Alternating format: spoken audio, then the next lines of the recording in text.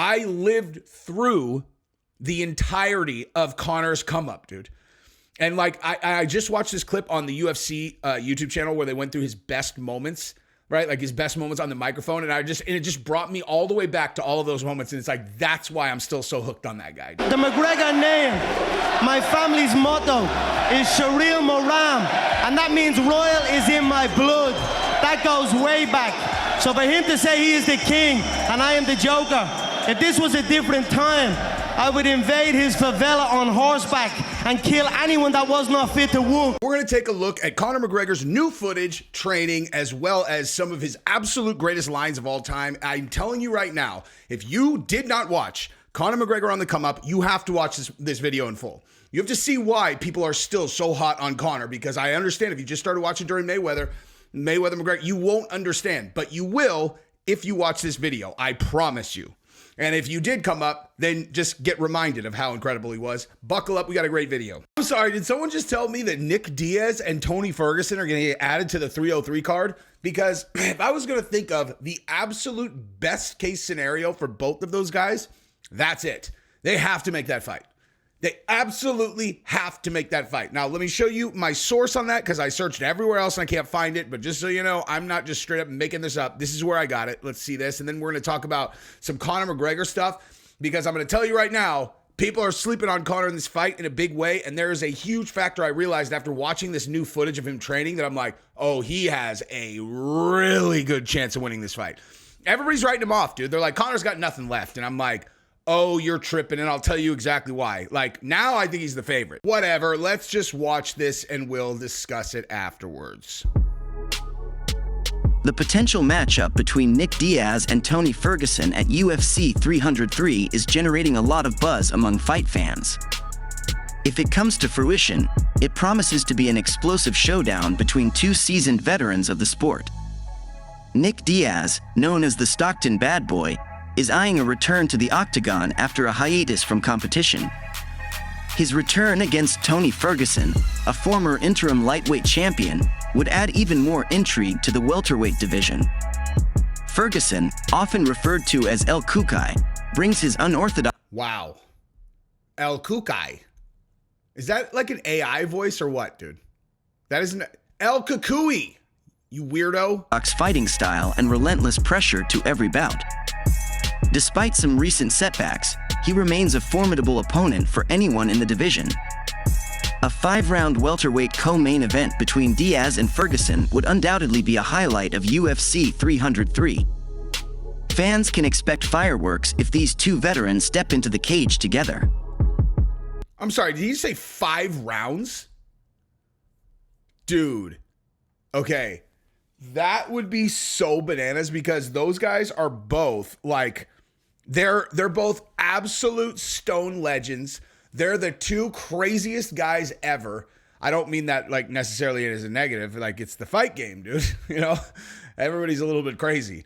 But Tony Ferguson and Nick Diaz are extra crazy. And if they do a 25-minute fight, that would be insane. I think that they'll both kind of look like they're in slow motion, but people will go seriously insane. Like, people will go absolutely insane. No one wants to see those two guys lose. You know what I mean? Like, I don't want to see Tony Ferguson go in there and get beat again at all. I don't want to see Nick Diaz come back and get beat. I want to see those two guys fight against each other because that means one of them's going to win. At least one of them's going to win, dude. That is the best fight. You could not possibly make a better fight than that, you know, for the two of them. You know, everyone was talking about Tony Ferguson against Clay Guida. I like that fight. But I love this fight. I want to sign off on that 100%. And now let's move over to some Conor McGregor stuff. Also, go ahead and subscribe to the channel if you haven't yet. We're going to handshake it. I'll make content. If you're going to watch it, you know, more than a couple videos, you subscribe to the channel. If you're on your 3rd video or more, come on, you know, do me a solid. That is all I ask from anybody who watches my content. I don't ask you for money. I just ask you to subscribe. I do have a members only section, but that's just so that I could talk about things that I definitely cannot put on the main channel. Put it behind the paywall so I don't get reported. You know what I mean? Anyway, yeah, subscribe, like the video. I appreciate you guys. Tell me what you think in the comments. All right, so here's the footage that I saw of Conor's, and I want to make perfectly clear. This footage is not why my opinion has changed in terms of me thinking Conor is a pretty big favorite in this fight. I'll tell you what that is after, but let's watch the footage first, and then we'll discuss.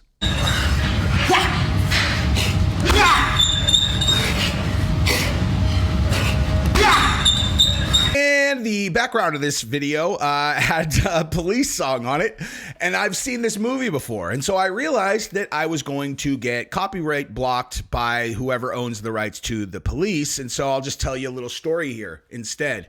Conor McGregor, one time did a bunch of blow and partied all night. And then one time he was in a bathroom and he did more blow. And then there was this other time where he beat some dudes up, and there was this other time where he beat some dudes up, and then he also did some blow, and then he beat some dudes up. Are you entertained? Now let's go back. The main reason I'm able to do that, yeah, titled sport. He's always plugging something, dude. He is always plugging. This dude is making money every second of every day. That's why I think he's a favorite. I'm just kidding. But let's see if he's got any other. No, that's it. That's all the training stuff he's got. But listen, dude. Like, bottom line, God, he is so ripped when he was doing that show. When he was filming that movie, dude, he's so ripped, man. All right, so here is why my opinion has changed. Okay, so this is the situation. Conor McGregor, right? If you think about his entire career and every single fight that he's had, this guy he eats pressure, okay? The higher the pressure, the more likely he is to do well and to win, okay? Like this is my honest opinion. He's never lost a must-win fight. Never. If you really think about it, if you really think about his career, dude, like real must-win fights, because he hit a point where he won and he won and he won and he won and he won. And then there was this moment where it was like, dude, nothing matters anymore. You know what I mean? So like every fight on the way to Jose Aldo, he had to win, right? The Jose Aldo fight, he had to win to get to where he's visualizing. And that's what I mean. It's like to get to the vision of his life that he has created in his mind, okay? And that is what he always says. He says, I dreamed this into real life, okay? And I absolutely believe in that, okay? But like, you know, you also have to do the work. But every single time there was a do or die moment, he always won. Always. Okay, the Khabib fight was not do or die. It didn't matter. He had just gotten so much richer. He was going to be Conor McGregor, world champion, you know, like double champion fighter, super famous, whatever. He wins or loses. It doesn't matter, dude. Like, just doesn't matter. The Nate Diaz fight, if he would have lost the second Nate Diaz fight, it would have been a really bad moment for him. He wins, right? The Khabib fight didn't really matter. Then he comes back, he beats Cowboy. That one was what, you know, I mean, he needed to win. You know, he had just lost to Khabib. The next Dustin Poirier fight was like, he was on top of the world. He had just sold Proper 12. He had just made so much money. He bought a $1.2 million watch in Dubai before that fight, okay? Think about the rest of the roster, right? Think about the rest of the roster. These guys are scrambling to make a couple $100,000, the good fighters, right? And he bought a $1.2 million watch before he went into the bubble to do his fight against Dustin Poirier. Like and he came in on a $50 million boat. Like he was on a completely different level there. Okay. The fight itself, it's business for him right now. Then he fights Dustin Poirier in the second one. He breaks his leg, whatever. Like, listen, what I'm saying is he cannot lose this fight. Okay. Can we all acknowledge he cannot lose this fight? Like, Conor McGregor's career is over if he loses this fight. Bottom line, he's not coming back. If Conor McGregor gets knocked out, like the idea that Conor is still Conor McGregor, the competitive UFC fighter, I think that's over. And he knows it. He knows it. Conor knows it. Okay. He's coming back off one of the most severe injuries ever. Right. So what I'm saying is, like, the stakes are astronomical for him this fight. They have not been this big since Mendes, Aldo. You know, Eddie Alvarez was kind of like icing on the cake, but nonetheless. So, like, this is, if he loses this fight, he really is like that. It's the end of the Conor show, I would say. But I would also going to say he knows that, and he has never failed in that situation. Never. Now he's facing Michael Chandler, who's a monster. Obviously, there are two people in the fight. Michael Chandler is an absolute monster. He's going to bring the fight to Conor. He's reckless and crazy. He throws bombs. Conor's going to be in constant danger. Conor's, in my opinion, Conor's going to have to win the fight in the first 2 rounds, or else he's not going to win the fight. You know, Is my guess. That would be my guess. But man, I mean, I will fully acknowledge that I still am swept up in the Mystic Mac stuff, dude, because I lived through the entirety of Conor's come up, dude. And like, I just watched this clip on the UFC YouTube channel where they went through his best moments, right? Like his best moments on the microphone. And it just brought me all the way back to all of those moments. And it's like, that's why I'm still so hooked on that guy, dude. And I'll show, let me see if I can show them to you, actually. I'm going to try.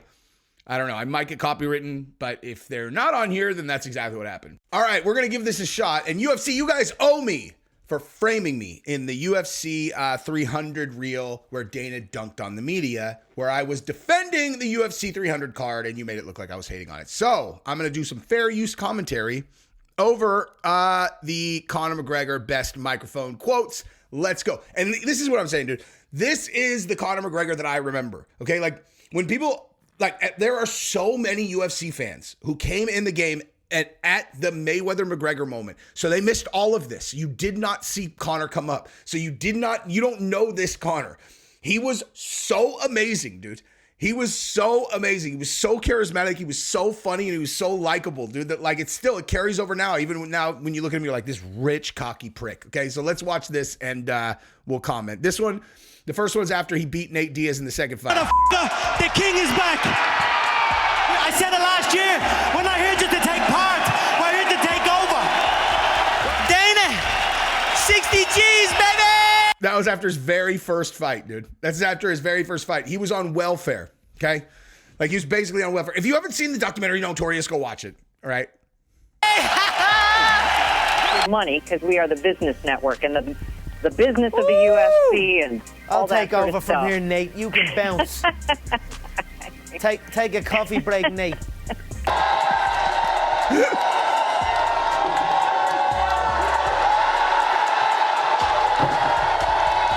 Sorry I'm late, I just don't give a f***. He's powerful and he's fast, but precision beats power and timing beats speed, and that's what you saw there. That, I believe, was right after the Aldo fight, I think. But I just can't, like, I hope this is the guy that we get for the Chandler build-up. Ask yourself truthfully, if Dana rang you and said, you don't have to fight Cerrone, you can fight McGregor, even though Cerrone was still fit, would you take it? You're damn right you take it. Of course, man. Easy Because money. I Of change course your you bum get life. easy money, man. I can make you Look rich. at you, man. I change your bum life. You fight me, it's a celebration. Of course you can. I would beat you. When you sign to fight me, it's a celebration. You ring back home. You ring your wife. Baby, we done it. We're rich, baby. Conor McGregor made us rich. Break out the red panties. We're rich, baby. So don't say you would not take that fight, because you would take that fight like everyone else up here would take the fight against me if it was offered, regardless of belts or any of that shit. I'm the money fight in the male shit at all weight divisions, so f everybody else up here. There's never been anyone who was better at this game than him. Never. No one ever better than him, dude. And if you just came in at the Mayweather-McGregor fight, you wouldn't know, because you didn't see his come up when he beat everyone. And he talked like this in every single press conference, and he beat everyone. These featherweights don't understand. Until they get hit by me, it's a whole other ball game when they get hit by me. So I said I'd knock him out in the first round, and I knocked him out in the first round. You can call me Mystic Mac, because I predict these things. No, I said I was going to put him away in the first round. I put him away in the first round. He's like a different person, dude. He's so humble, and he's so awesome. It would have to be something special to come over here in my hometown and take this away from me. There's not a man alive that can come on this soil and beat me. I don't give a f***. I don't give a f*** either. I don't give a f*** either. I tell you, I like Nick's little bro. I do. I honestly like Nick's little bro. You know what I mean? How can you not like him? He's like a little cholo gangster from the hood. But at the same time, he coaches kids jiu-jitsu on a Sunday morning and goes on bike rides with the elderly. He makes gun signs with the right hand and animal balloons with the left hand. So you're a credit to the community. Fuck you. Fuck you. I don't give a fuck. Yeah. Yeah, thugging on mine, motherfucker. What you got? Oh my God, dude. That's a mismatch, dude. That is a mismatch on the microphone because Conor's so like the reason why Nate's so awesome is because he just like he really doesn't give a fuck. So he's just sitting there like, what? You know what I mean? He's like, I don't know. Conor's going like 9 steps ahead. I know what that's like, dude. I know what that's like. You get on a roll and you're like, I already know exactly where this joke is going 3 sentences behind. But he's so funny, man. I see you, Nick. He's all right, Nick. He's okay. Nick's so proud of you over there.